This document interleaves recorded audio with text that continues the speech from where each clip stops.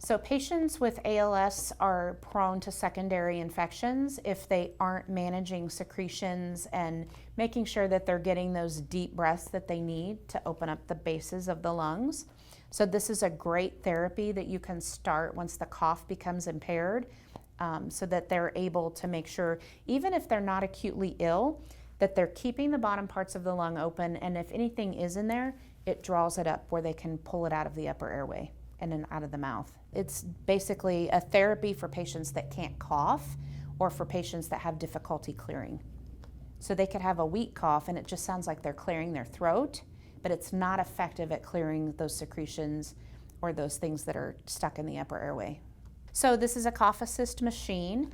There's no qualification criteria for insurance to dispense. It's more a report of having a weak or ineffective cough and the physician documenting it.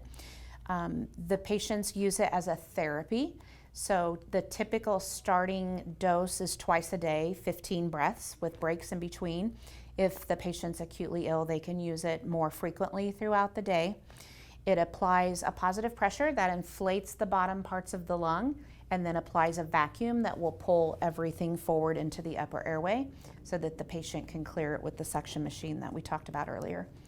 It has a mask that fits firmly on the face, and then it has settings that can be programmed for comfort. So typically the respiratory therapist will watch the patient breathe. We time how long they inhale, how long they exhale, and then set the timing, because we can do it in tenths increments. So 1.2 seconds, 1.5 seconds, 2 seconds, whatever the patient does.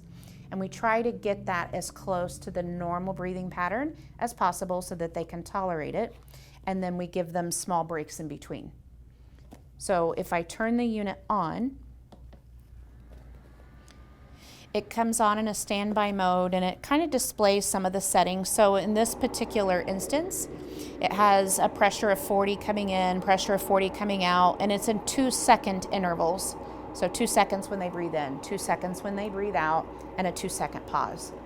When you turn the machine on, you can see it inhale, exhale, and pause.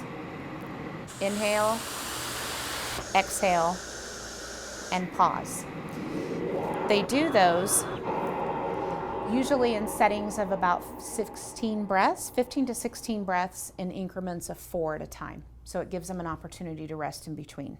I would say, especially if the cough is weak or impaired, it's a huge quality of life boost, because it's very uncomfortable when you're trying to breathe in the upper airway to have any type of secretion in there. It's like trying to breathe through a straw with sand. So anything that can pull that out and clear it so they feel like they're getting a good, deep, effective breath and they're not trying to cough or speak or swallow around something that's stuck in those upper airways, it has to make life more comfortable.